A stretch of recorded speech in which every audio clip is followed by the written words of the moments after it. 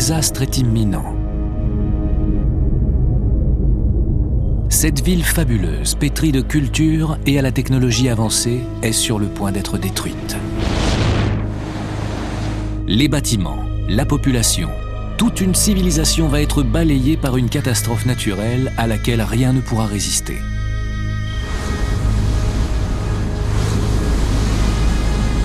C'est l'Atlantide, la terre antique qui, selon la légende, a été engloutie dans les flots par un cataclysme il y a 11 000 ans.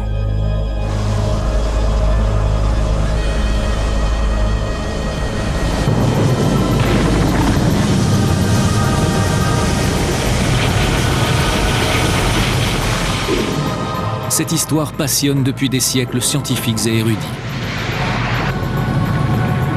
Mais peut-on distinguer la réalité et la fiction dans ce mystère qui fascine aujourd'hui encore ?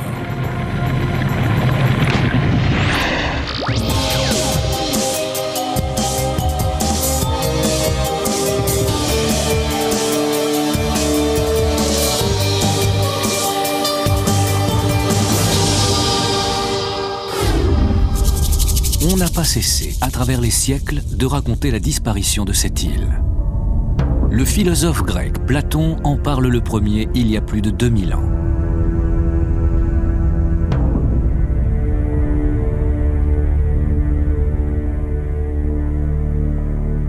La cité engloutie est-elle un mythe ou sa légende est-elle fondée sur une civilisation qui a réellement existé ?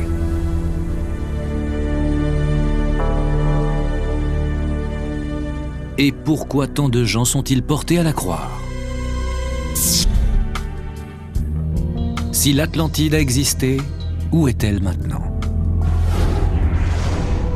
Cette enquête se propose de parcourir le globe à sa recherche et d'explorer 4 sites où elle pourrait avoir été recouverte par les eaux. Le premier est une île méditerranéenne qui a été ravagée par une importante éruption volcanique il y a environ 3600 ans.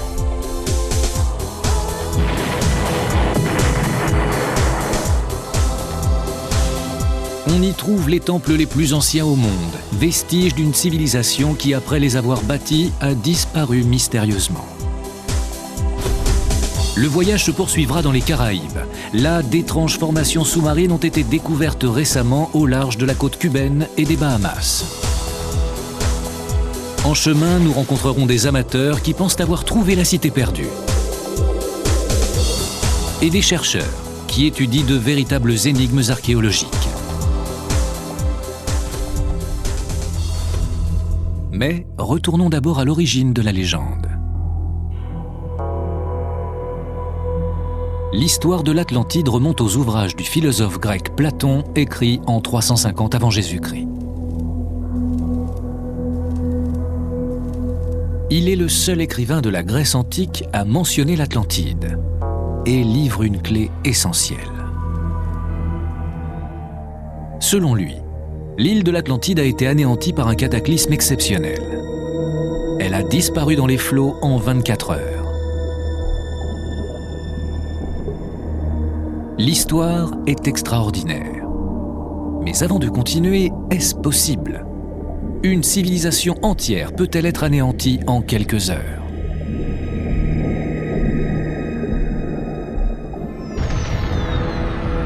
Au premier abord, cela semble difficile à croire. La nature nous a souvent prouvé sa force destructrice, mais de là à faire disparaître une cité entière de la carte.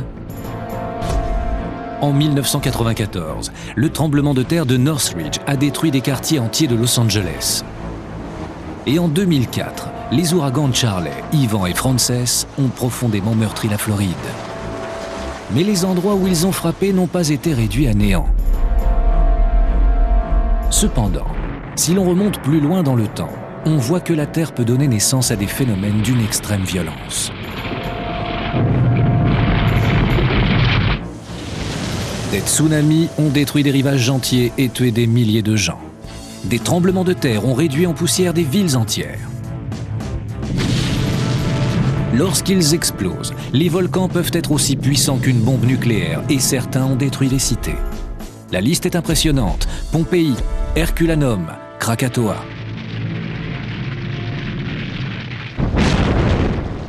Quantité de phénomènes naturels peuvent donc être à l'origine du récit de Platon. Nous allons examiner chacun des 4 sites et chercher la preuve qu'ils ont bien disparu lors d'un cataclysme antérieur au récit du philosophe grec. Pour nous aider, nous avons fait appel à 2 éminents scientifiques. Le docteur Robert Schoch, de l'Université de Boston, géologue. Cela ressemble beaucoup aux récits de catastrophes qu'on trouve ailleurs dans le monde. Ils sont communs à de nombreuses mythologies et croyances religieuses, et je pense qu'ils se basent sur la réalité. Et Ken Feder, professeur d'archéologie à l'Université du Connecticut. Les gens ont essayé de faire des rapprochements, comme souvent, entre certains sites au large de la côte de Cornouailles et ceux de Méditerranée. C'est bien l'histoire de Platon, ça y est, c'est l'Atlantide. Mais même les plus fervents partisans de cette version disent qu'il est nécessaire de changer un certain nombre d'éléments de l'histoire pour que ça marche. Ils ont tous les 2 étudié la question et comparé chaque site à la description de Platon. Mais pour trouver l'Atlantide, il est important de savoir ce qu'il faut chercher. Au milieu de notre vaste océan se trouve l'Atlantide.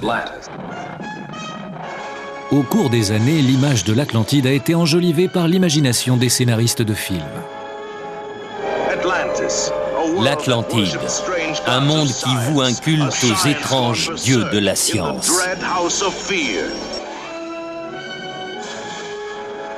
Mais ici, il nous faut abandonner les fantasmes de la science-fiction et tourner notre attention vers le texte grec original. Quels indices exactement nous a laissé Platon? Sa description de l'Atlantide comporte environ 40 000 mots et est parsemée de détails très intéressants. Il écrit que c'était une grande cité, disposée en cercles concentriques de terre et d'eau. Elle était construite en pierre rouge, noire et blanche. Le peuple y sacrifiait des taureaux. On trouvait des éléphants alentour, et ce, vers 9000 avant Jésus-Christ. Et le plus important de tout, elle a été détruite par un cataclysme et a sombré dans les flots. Si l'un des 4 sites que nous allons étudier est l'Atlantide, il doit répondre à ces critères, ou en tout cas à la majorité d'entre eux.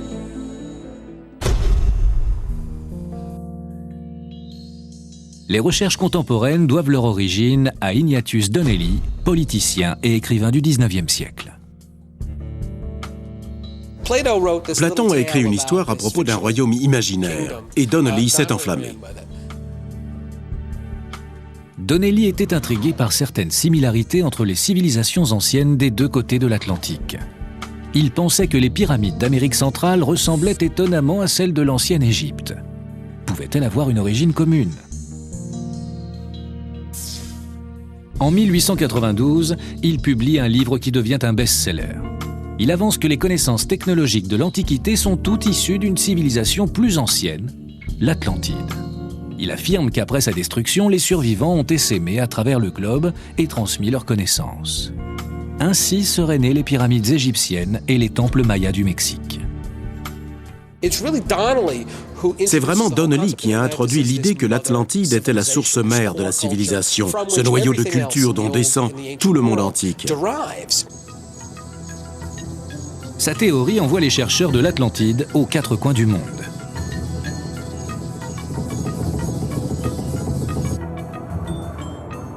Cette histoire mythique a même attiré l'attention d'Adolf Hitler et des nazis.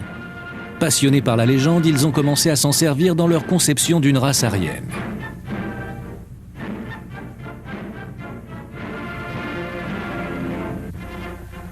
Et au cours de la Seconde Guerre mondiale, ils ont commencé à faire des recherches. Ils ont concentré leur attention sur une petite île de la Méditerranée.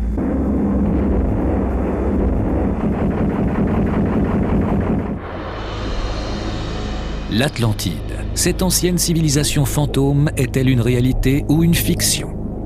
Selon Platon, elle avait atteint un niveau élevé dans certains domaines, comme les arts décoratifs, la technologie ou l'architecture. Bien que l'Atlantide ait donné lieu à toutes sortes d'hypothèses étranges et merveilleuses, quelques faits précieux nous incitent à poursuivre la recherche. Certains indices remontent à la Seconde Guerre mondiale.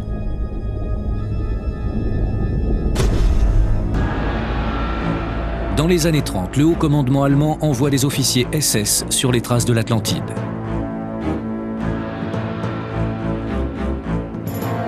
Certains membres du parti nazi croient que la civilisation fabuleuse a vraiment existé et que le peuple allemand en descend.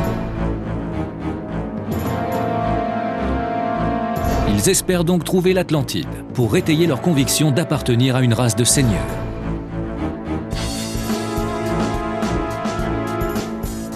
Les Allemands tentent désespérément de conquérir l'île de Malte, importante stratégiquement. Mais malgré le déluge de bombes qui s'abat sur lui, le petit pays tient bon contre ses agresseurs.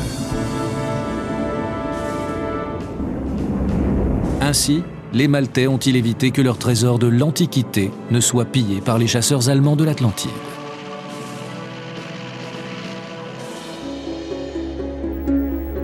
Ce sont ces précieux vestiges qui guident notre recherche vers cette île. Pourrait-elle être le site de l'Atlantide? À quelques kilomètres de la capitale, la Valette, on trouve d'étranges ruines. Ces magnifiques temples mégalithiques ont été construits vers 3600 avant Jésus-Christ, 10 siècles avant les grandes pyramides d'Égypte. Qui en sont les bâtisseurs? Et qu'est devenue leur culture? L'énigme est fascinante.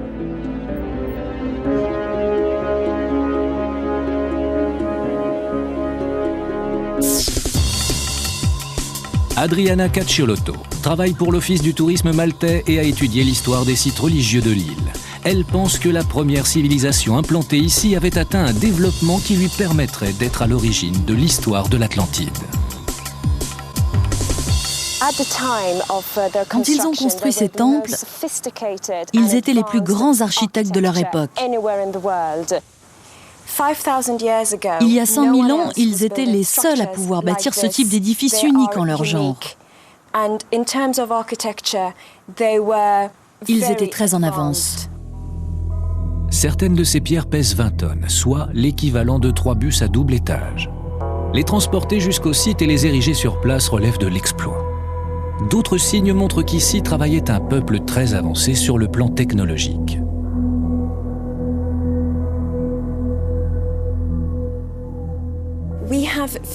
Nous avons trouvé de remarquables fragments d'autels, avec des spirales gravées dans la pierre, et aussi des bas-reliefs d'animaux comme des béliers, des cochons, des moutons et des poissons. Mais ces temples ont-ils à voir avec l'Atlantide de Platon? Nous avons la preuve qu'on sacrifiait des animaux dans ces temples. Dans l'un d'entre eux en particulier, nous avons trouvé des cornes de taureau, mentionnées également par Platon. Mais l'auteur grec parle d'un autre animal qui pose un problème à ceux qui pensent que l'Atlantide aurait été située à Malte. Il écrit que l'île dont nous cherchons la trace abritait un grand nombre d'éléphants. Or, on n'en trouve à l'heure actuelle pas la moindre trace. Toutefois, le plus ancien site archéologique du pays nous dévoile une réalité différente.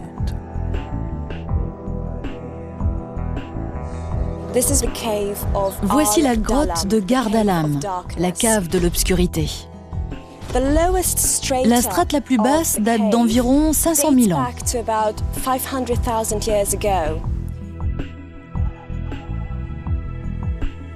C'est là que les archéologues ont trouvé des fossiles d'animaux étrangers au site, parmi lesquels des éléphants nains.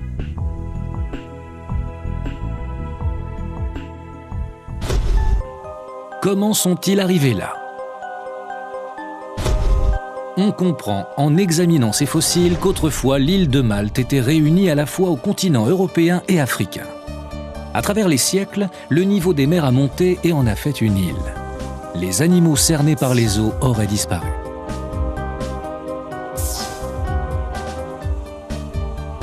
D'autres vestiges font écho au récit de Platon. On a trouvé à travers tout le territoire des tracés dont les experts pensent qu'il peut s'agir d'anciennes voies qui servaient au transport des produits agricoles et de moyens d'irrigation. Le philosophe évoque un réseau hydraulique très complexe. S'agit-il du même?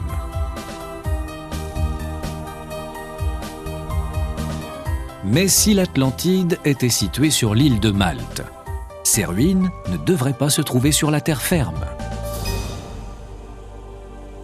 mais bien plutôt sous les flots. À Malte et sur l'île toute proche de Gozo, on dénombre 24 temples répartis sur 14 sites. Mais personne ne sait combien d'autres pourraient se trouver sous l'eau.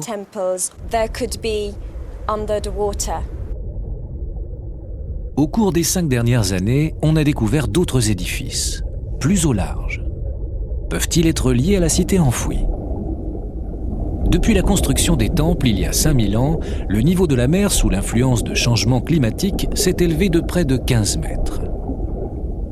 Si cela peut expliquer qu'on retrouve des constructions sous l'eau, cela ne résout pas l'énigme de la disparition de leurs bâtisseurs.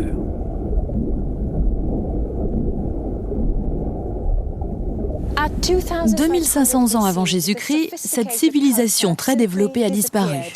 Nous ne savons ni comment, ni pourquoi. Les temples ont tout simplement été abandonnés.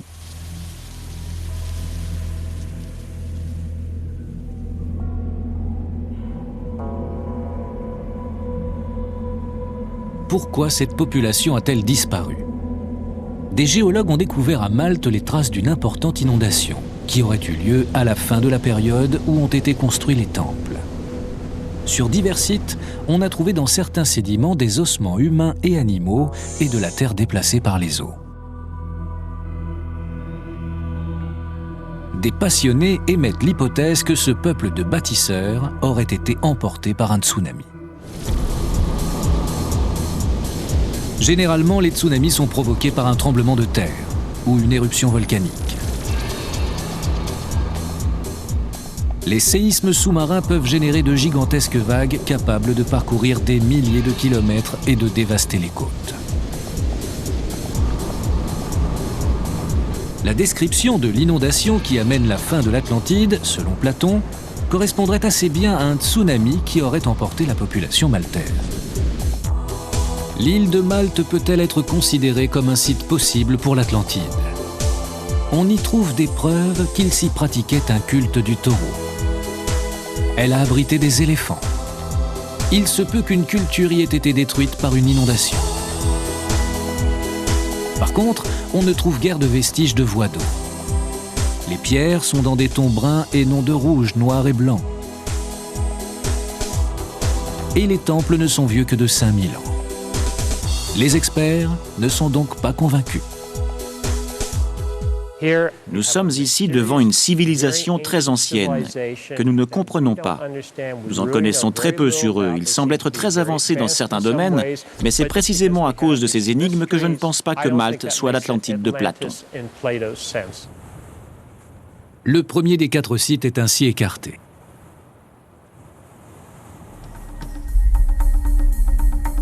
Nous allons quitter la Méditerranée et traverser l'Atlantique pour poursuivre notre enquête. On pense que les Bahamas faisaient partie d'une civilisation maritime de l'ère glaciaire. Et faute d'un terme plus approprié, on a appelé cette culture l'Atlantide. Ces pierres seraient-elles un élément d'une construction ancienne ? Les fonds marins des Caraïbes pourraient-ils nous livrer une preuve magistrale de cette civilisation perdue ? L'Atlantide est-elle une réalité ou une fiction ?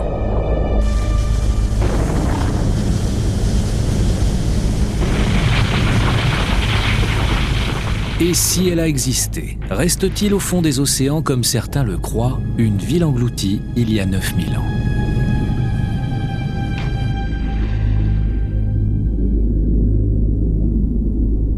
La quête de cette cité légendaire se poursuit. Elle nous a conduits vers les ruines antiques de la petite île de Malte, dont la civilisation a peut-être été balayée par un tsunami.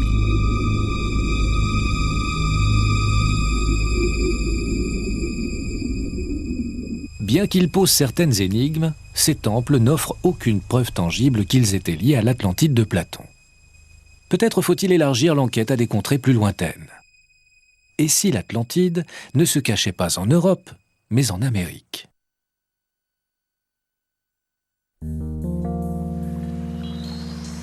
Cette idée est récemment devenue une obsession parmi les adeptes du New Age.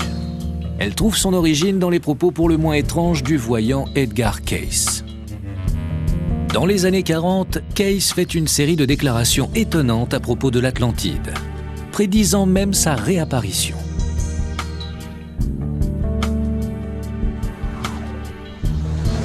En 1968, il déclare attendre la naissance de l'événement à proximité des îles Bimini aux Bahamas.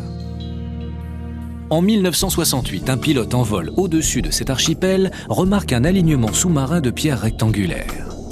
Les adeptes de Cayce pensent alors que la prophétie va se réaliser. La formation de près de 3600 mètres de long est connue aujourd'hui sous le nom de Bimini Road. Laura et Greg Little sont des chercheurs amateurs adeptes d'Edgar Cayce. Ils sont persuadés d'avoir devant eux une partie de l'Atlantide. Deux points de vue s'opposent à propos des îles Bimini. Selon le premier, émis par une poignée de géologues, Bimini Road fait partie d'une plage naturelle de pierre, dont la ligne fracturée forme des blocs carrés rectangulaires comme nous le voyons. Un second groupe de gens pense que Bimini Road sort des mains de l'homme et qu'il s'agit d'une sorte de plateforme ou de digue ou peut-être encore d'une muraille qui se serait brisée. Pour Greg et Laura Little, Bimini Road faisait partie de l'Atlantide. Mais dans ce cas, on devrait trouver non loin d'autres constructions. Ayant entendu parler d'une autre formation du même genre au large d'Andros, la plus grande des îles de l'archipel des îles Bahamas, ils entreprennent des recherches dans cette zone. Et en 2003, Greg Little découvre une formation sous-marine semblable à celle de Bimini Road. Au début, je ne voyais rien. L'eau était assez profonde et il n'y avait que du sable. Et tout d'un coup, j'ai aperçu ces pierres. J'étais stupéfait. J'en ai vu une, puis une autre et encore une autre. J'ai compris alors qu'il y en avait plusieurs couches et j'ai continué sans en voir la fin. Il n'avait plus beaucoup de pellicule dans son appareil. Il a fait 2 ou 3 photos des pierres et quand elles ont été développées et qu'il me les a montrées, je n'ai rien pu voir. Nous sommes revenus un mois plus tard et cette fois j'ai plongé avec lui. Nous longions attentivement le fond de la mer lorsque nous avons aperçu les blocs. Impossible de se tromper. Ils sont trop imposants et parfaitement rectilignes. Ça ne ressemblait à rien de ce que nous avions déjà vu. Je n'ai eu aucun doute. Je comprenais pourquoi Greg était aussi excité. Et là, nous l'étions tous les deux. Sans experts géologues pour les guider, les Little se sont persuadés qu'ils avaient découvert un port ou tout au moins un quai datant de plusieurs milliers d'années. Si le niveau de la mer était 90 mètres plus bas, la plateforme se trouverait au bord d'un canyon sous-marin appelé la langue de l'océan, qui est juste à côté. Il est possible alors qu'il s'y soit trouvé des constructions, car on pouvait avoir de là une vue dominante sur les bateaux et sur ce canal large et profond. Greg et Laura Little ne sont pas des scientifiques, mais ils ont passé des années à enquêter sur les mystères du monde. Et bien sûr, sur les nombreuses théories liées à l'Atlantide. Aujourd'hui, ils se tournent vers Andros pour chercher la preuve que ce qu'ils ont trouvé a bien été construit par les hommes.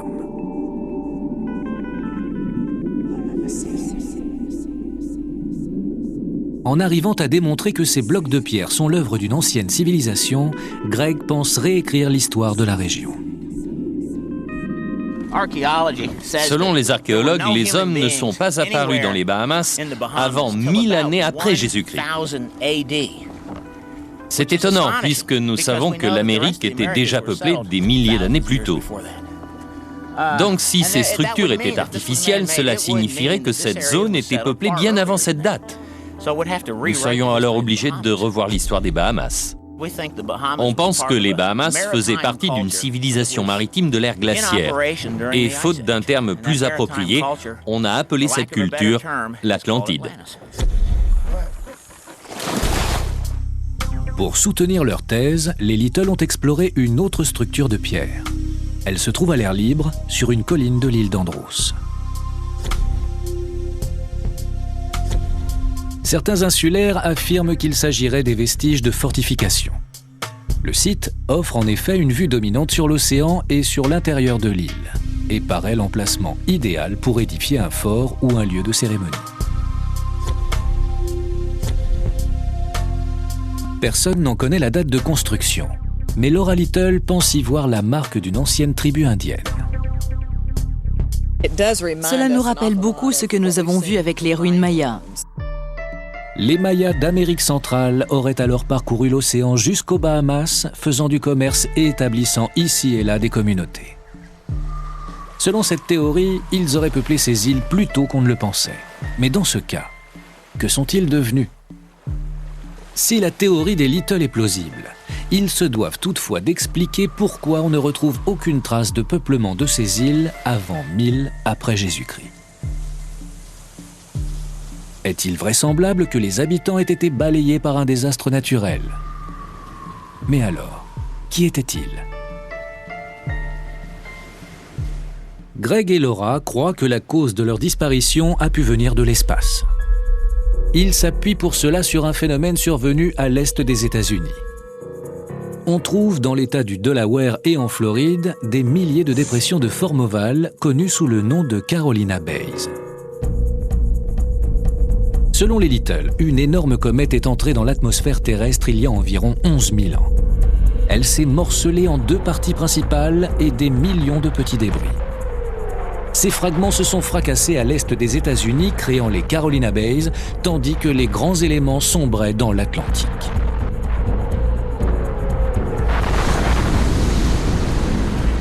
Au point d'impact avec la Terre, il se serait produit de gigantesques incendies, dévorant tout sur leur passage.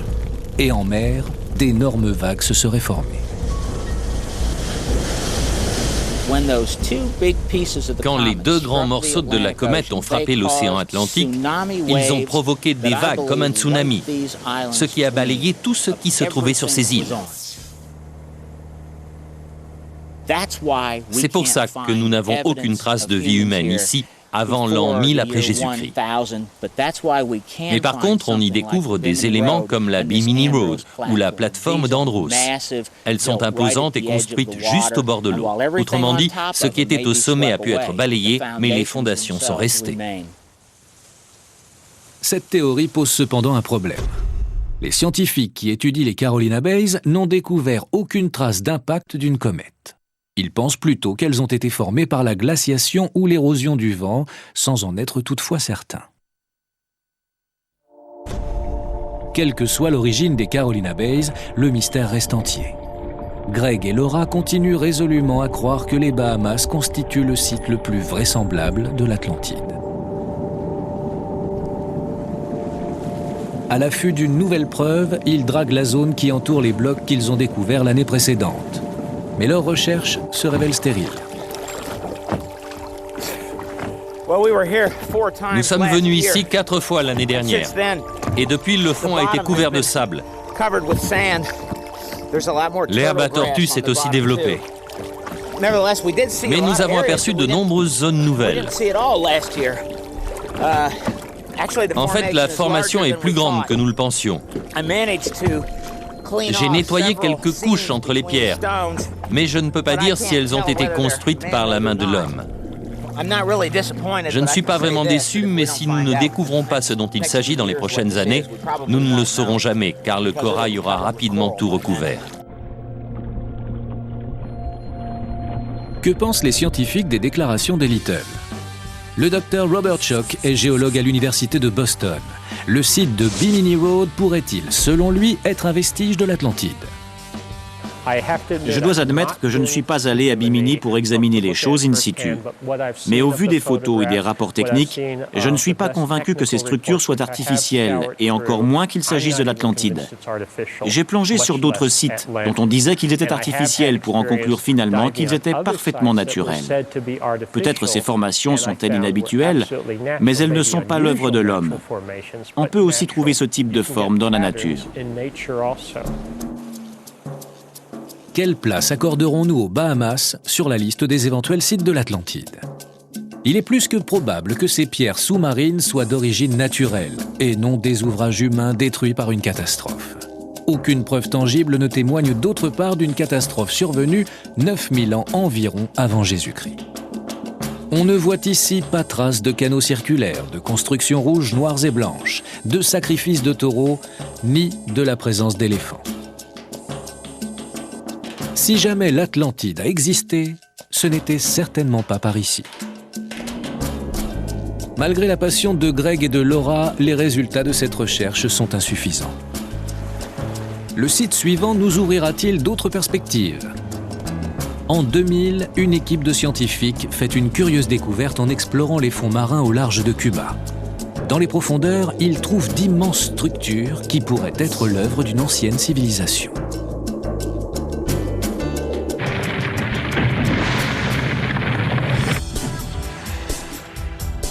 Beaucoup ont déclaré avoir trouvé le site de la cité mythique de l'Atlantide, mais ils doivent être mis à l'épreuve.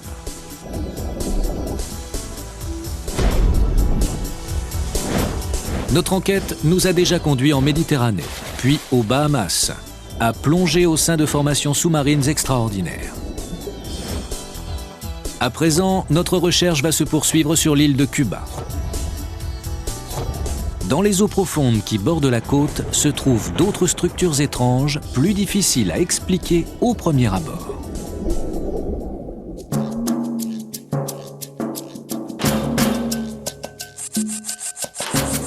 L'ingénieur naval Paulina Zelitsky et son mari Paul Wenzweig travaillent ensemble à la surveillance des océans. Ils ne pensaient vraiment pas à l'Atlantide quand ils sont partis explorer les fonds marins de cette région en décembre 2001. Ils étaient engagés par le gouvernement cubain pour rechercher des galions espagnols échoués avec leurs trésors coloniaux.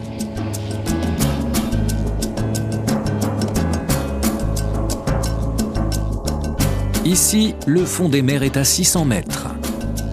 On ne peut l'atteindre en plongée. Ils explorent donc la zone avec un sonar latéral, un appareil qui utilise les fréquences sonores pour produire des images du plancher marin. Ils ne trouvent pas de galions espagnols, mais quelque chose d'inattendu. Nous avons vu un immense sous-marin. Nous ne savons pas à qui il était, mais il était posé là, sur le fond. Ils sont tombés sur un bâtiment militaire en pleine activité. Mais la rencontre est brève. Le sous-marin disparaît avant d'avoir pu être identifié. Un peu plus tard, le sonar leur soumet une autre image surprenante. Ces figures possédaient une symétrie, une géométrie, une architecture en soi. Tout ça ne paraissait pas naturel. Et ces constructions semblent tout droit sorties d'un film de James Bond. Nous en avons conclu qu'elles avaient un rapport avec le sous-marin. Il s'agit peut-être d'un monde sous-marin, d'un terminal très vaste, un peu comme un aéroport international. Le couple rapporte ces données à son laboratoire en vue de les analyser. Et pendant des mois, Paulina Zelitsky étudie attentivement la littérature scientifique pour trouver une explication à cette découverte. Je travaillais entre 6 et 8 heures chaque jour. Au bout de 6 mois, je lève le visage vers le mur où était accroché un calendrier Maya. La construction Maya imprimée sur le calendrier paraît identique aux images du sonar latéral. Pour Paulina, la formation sous-marine a une configuration similaire à celle des anciennes villes mayas d'Amérique centrale. Est-elle l'œuvre des hommes ? Désireux d'en apprendre davantage, les deux scientifiques retournent sur le site et envoient vers les profondeurs une caméra submersible. Ils recueillent des images tout à fait inhabituelles. On y voit des pierres taillées régulièrement. Certaines forment des structures de près de 45 mètres de haut et s'étendent sur une zone de 12 km². Ces reconstitutions, basées sur les images du sonar, révèlent à quoi ressemblaient les structures. Elles paraissent être une œuvre humaine, mais le géologue Robert Schoch n'en est pas si sûr. Certains y voient des pyramides ou d'autres types de constructions. Les figures régulières suggèrent une sorte d'agencement urbain, peut-être direz-vous une ville. C'est très intéressant, très intriguant, mais est-ce pour autant concluant ? Je ne le pense pas. Ce qui intrigue Schoch, c'est que les ruines les plus anciennes gisent à plus de 300 mètres. Personne n'a jamais rien vu à cette profondeur. Pour suggérer que des structures immergées à plus de 600 mètres sont artificielles, il faut pouvoir produire une explication. Est-ce possible? C'est concevable. Une activité tectonique, peut-être une catastrophe, telle que l'a décrit Platon, a-t-elle pu provoquer un naufrage à de telles profondeurs? Cela reste vraiment à explorer.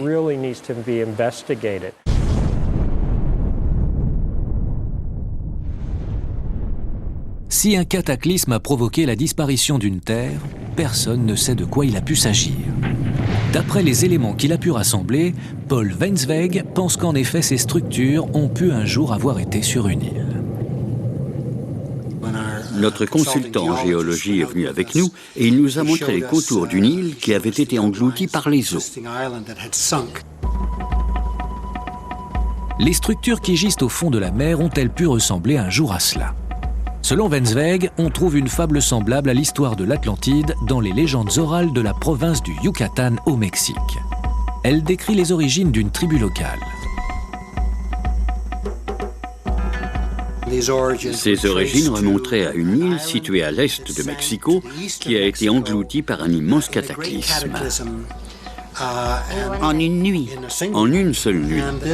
Cette île était peuplée par une race blanche de haute taille, très avancée dans les domaines de la culture, de l'architecture, de l'astronomie, de l'agriculture, de la science.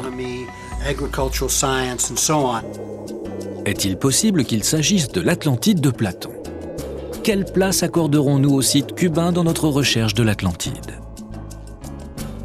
Si ces structures ont été bâties par l'homme, elles doivent avoir coulé lors d'une catastrophe. Mais rien ne nous en indique à quelle date. Aucune trace de roches rouges, noires et blanches.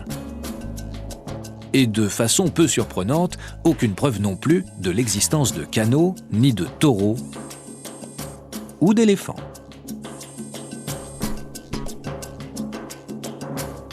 L'endroit est mystérieux et la science a encore beaucoup à faire ici. Mais s'agit-il de l'Atlantide? Sans doute, non.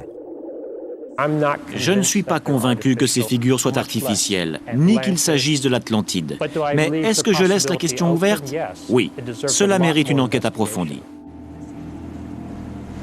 Paul Wenzweig et Paulina Zelitsky préparent déjà leur prochaine expédition avec des engins submersibles habités et un équipement photographique et un éclairage bien meilleur. Ils espèrent la prochaine fois rapporter la preuve qu'une grande civilisation a autrefois existé dans les Caraïbes. Après ces piètres résultats, la quête reprend de l'autre côté de l'Atlantique, en Méditerranée. Le dernier site, peut-être le plus sérieux, est une île proche de la Grèce. C'est ici qu'une des villes les plus raffinées qu'ait connue l'Antiquité a été pulvérisée lors d'un des plus grands désastres naturels de l'histoire humaine. Peut-être est-ce là, enfin, l'origine de la légende de l'Atlantide.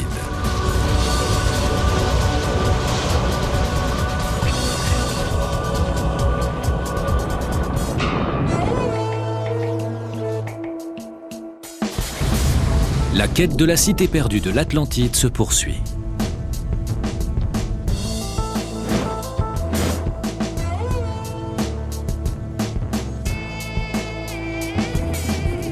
Les explorateurs et les passionnés ont vu en des dizaines de sites les vestiges de la ville disparue, mais l'hypothèse la plus séduisante reste sans doute l'île grecque de Santorin. En 1967, les archéologues ont fait ici une découverte sensationnelle. Ils ont mis à jour une cité antique merveilleusement préservée, enfouie profondément sous terre. Il a vite été établi qu'elle appartenait à une civilisation avancée, les Minoens, qui vivaient sur cette île proche de la Crète. Célèbres pour leurs magnifiques palais et leurs fresques admirables, les Minoens contrôlaient un vaste empire bien avant la naissance de la Grèce classique. Mais ils ont soudain disparu mystérieusement il y a 3400 ans. Cette civilisation pourrait-elle être celle dont parle Platon ?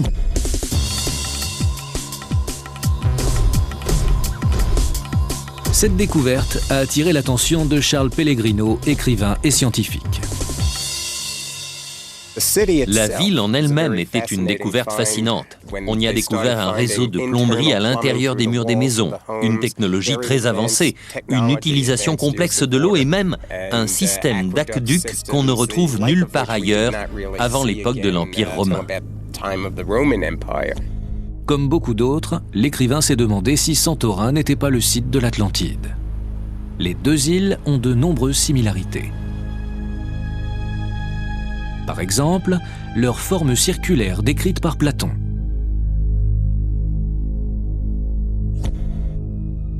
Et lorsque l'on voit les statuettes de taureaux et les fresques dites des sauteurs de taureaux, il est clair que les Minoens, comme les Atlantes, vouaient un culte à cet animal. Platon dit que l'Atlantide était construite en pierre noire, blanche et rouge. Et c'est aussi le cas à Santorin. Quand on enlève des pierres au hasard, on dégage le soubassement original, du calcaire, de la pierre volcanique. C'est intéressant car c'est exactement ce que décrit Platon. Mais un élément encore plus important pousse les amateurs à prendre cette hypothèse au sérieux. Santorin et sa ville ont été détruites par une immense éruption volcanique.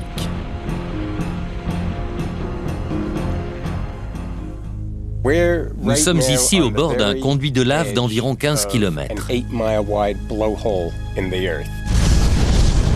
Le jaillissement a eu lieu à cet endroit même.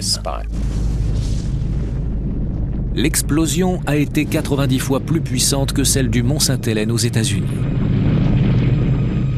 Quand le volcan est entré en activité, il a laissé s'échapper une immense coulée pyroclastique, une avalanche de roches en fusion et des gaz brûlants. La coulée se répand à travers le pays, abat les arbres, détruit les immeubles. Elle est plus liquide que gazeuse et sa température est très élevée. Il semble incroyable qu'une seule éruption volcanique puisse détruire entièrement une ville en quelques minutes. C'est pourtant déjà arrivé dans de nombreux cas.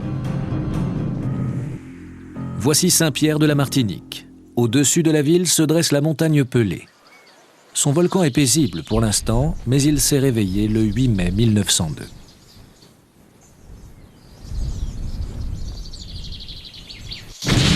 Un nuage brûlant de gaz et de cendres volcaniques a surgi du volcan pour dévaster la ville.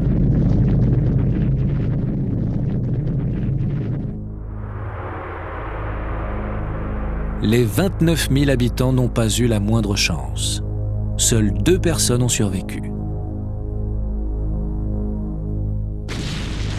Plus récemment, des coulées de lave ont détruit Plymouth, l'ancienne capitale de l'île de Montserrat. Elles ont dévalé les flancs du volcan et enseveli la ville.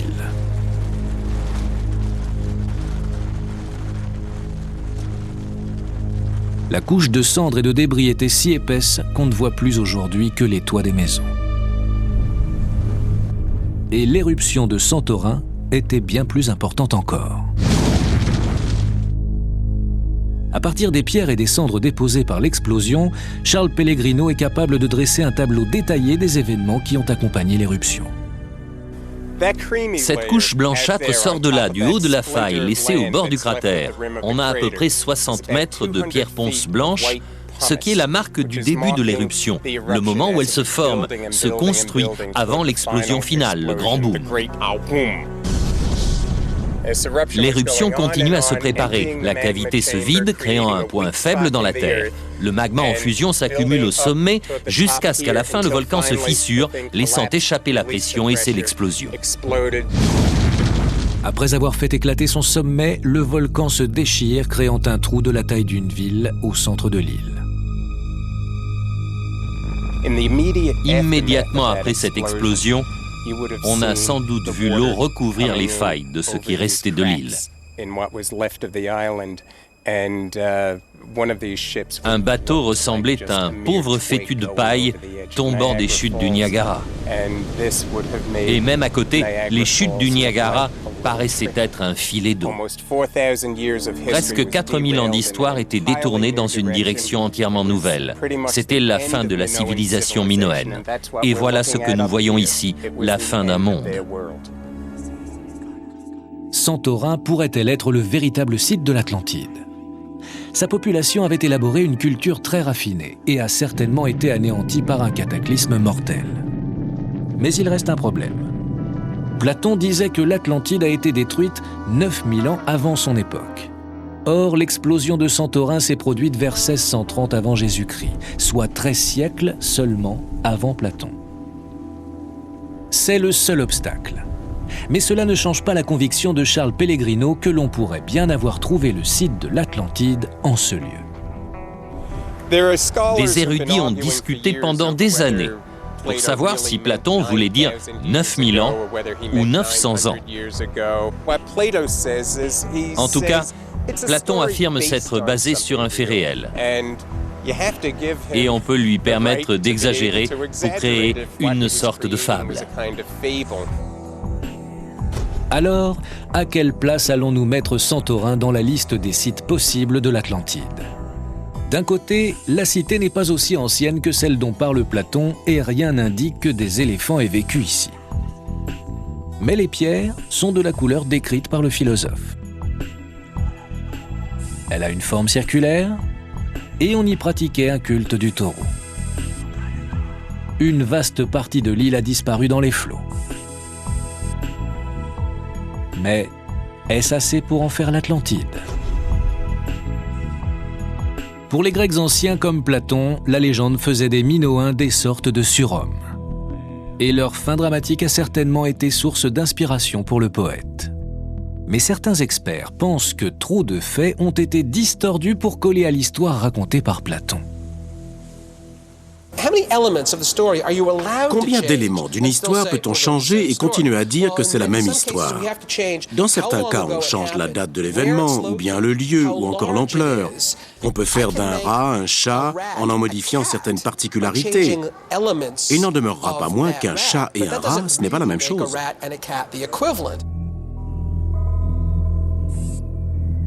Le niveau de civilisation des Minoens était très développé. Mais l'Atlantide était-elle une de leurs villes ? Peut-être ne le saurons-nous jamais. Dans ce voyage autour du monde à la recherche de l'Atlantide, la cité perdue décrite par Platon, nous avons exploré plusieurs sites sur Terre et sous la mer.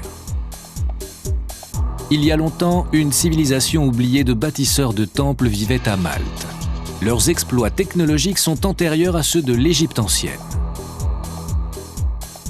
Dans les Bahamas, on a découvert de mystérieuses structures. Certains pensent qu'elles ont une relation avec l'Atlantide, bien qu'il s'agisse probablement de formations naturelles. Dans les profondeurs des mers, au large de la côte cubaine, des images fantomatiques révèlent ce qui pourrait être une île qui aurait sombré dans les océans avec ses bâtiments intacts. Enfin, sur l'île de Santorin, on trouve des traces des Minoens. Une culture sophistiquée vivant dans la même région que Platon est décimée par une des plus grandes éruptions volcaniques de l'histoire.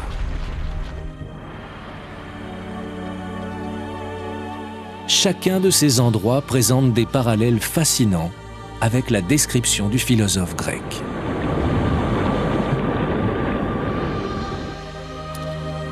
Mais aucun ne s'accorde parfaitement au récit. L'Atlantide reste un mystère bien plus qu'un mythe.